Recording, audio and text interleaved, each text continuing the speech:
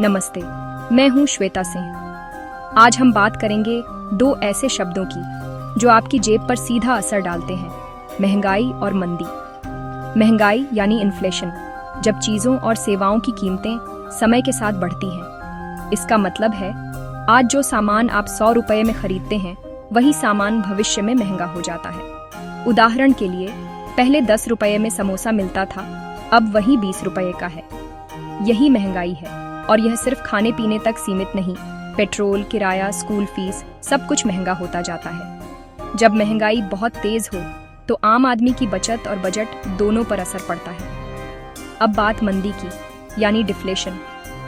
ये महंगाई का उल्टा है, जब चीज़ों की कीमतें लगातार गिरती हैं। सुनने में अच्छा लगता है, लेकिन इससे लोग खरीदारी टाल देते हैं, मांग घटती है, कंपनियां उत्पादन कम करती हैं और बेरोजगारी बढ़ती है। इसलिए सरकारें और केंद्रीय बैंक मंदी से बचने की कोशिश करते हैं, क्योंकि इससे अर्थव्यवस्था की रफ्तार थम जाती है।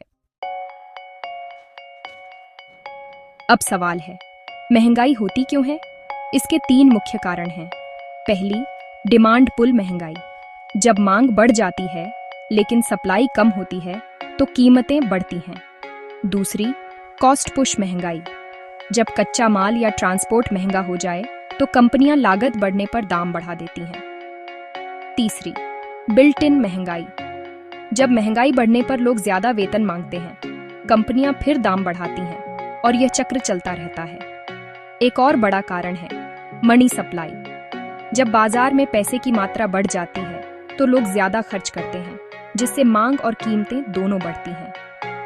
सरकारी नीतियां, टैक्स और अंतर्राष्ट्रीय घटनाएं भी महंगाई को प्रभावित कर सकती हैं। कुल मिलाकर महंगाई के पीछे कई वजहें होती हैं, लेकिन इनका असर सीधा आपकी जेब पर पड़ता है। महंगाई हमेशा बुरी नहीं होती। हल्की महंगाई यानी 2-3% की दर अर्थव्यवस्था के लिए फायदेमंद मानी जाती है। इससे कंपनियां ज्यादा उत्पादन करती हैं, रोजगार बढ़ता है और लोग खर्च या निवेश करने के लिए प्रेरित होते हैं। लोन लेने वालों को भी फायदा होता है, क्योंकि समय के साथ उनकी आमदनी बढ़ती है, लेकिन ईएमआई वही रहती है।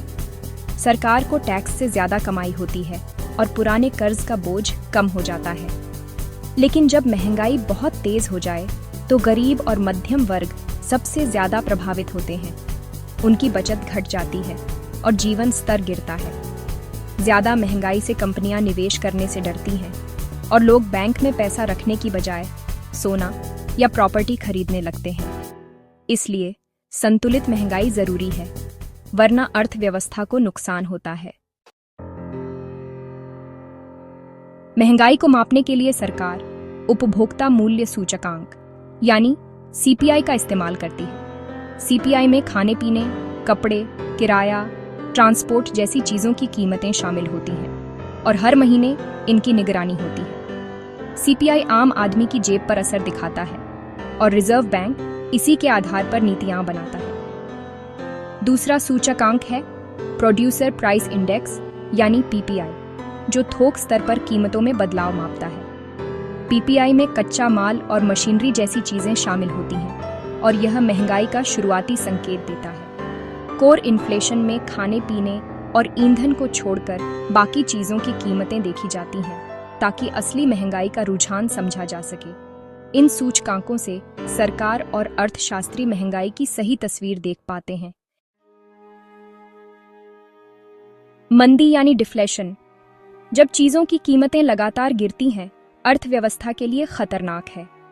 इसका मुख्य कारण है मांग में भारी कमी।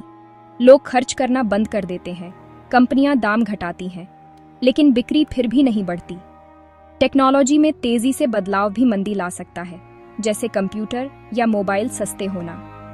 मनी सप्लाई कम होने से भी मंदी आ सकती है, क्योंकि लोगों के पास खर्च करने के लिए पैसा नहीं होता। मंदी में कर्ज चुकाना मुश्किल हो जाता है, क्योंकि आमदनी घटती है और पैसे की कीमत बढ़ जाती है। इतिहास में 1930 की महामंदी और जापान का लॉस्ट डेकेड इसके बड़े उदाहरण हैं। इसलिए कीमतों में स्थिरता या हल्की बढ़ोतरी ही स्वस्थ अर्थव्यवस्था की निशानी है। महंगाई और मंदी के अलावा कुछ और आर्थिक शब्द भी हैं जिन्हें जानना जरूरी है। स्टैगफ्लेशन, जब महंगाई भी ज्यादा हो और विकास भी रुक जाए, बेरोजगारी बढ़े। 1970 के दशक में तेल संकट के समय ऐसा हुआ था। हाइपर इन्फ्लेशन, जब महंगाई बेकाबू हो जाए, जैसे जर्मनी में 1920 के दशक में, जब कीमतें हर घंटे बढ़ती थीं।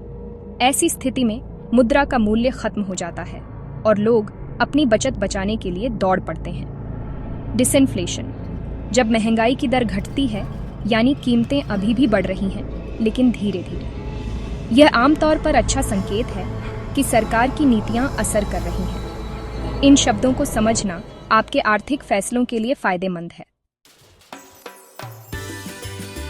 अब सवाल है, महंगाई के दौर में अपनी बचत को कैसे सुरक्षित रखें? सिर्फ सेविंग अकाउंट में पैसा रखने से महंगाई के मुकाबले आपका पैसा घट सकता है। निवेश का पहला नियम है, महंगाई दर से ज्यादा रिटर्न पाने की कोशिश करें। इक्विटी यानी शेयर बाजार, म्यूचुअल फंड, रियल एस्टेट और सोना, ये सब महंगाई को मात देने वाले विकल्प हैं। प्रॉपर्टी में निवेश से किराए की आमदनी मिलती है और सोना हमेशा सुरक्षित विकल्प माना जाता है।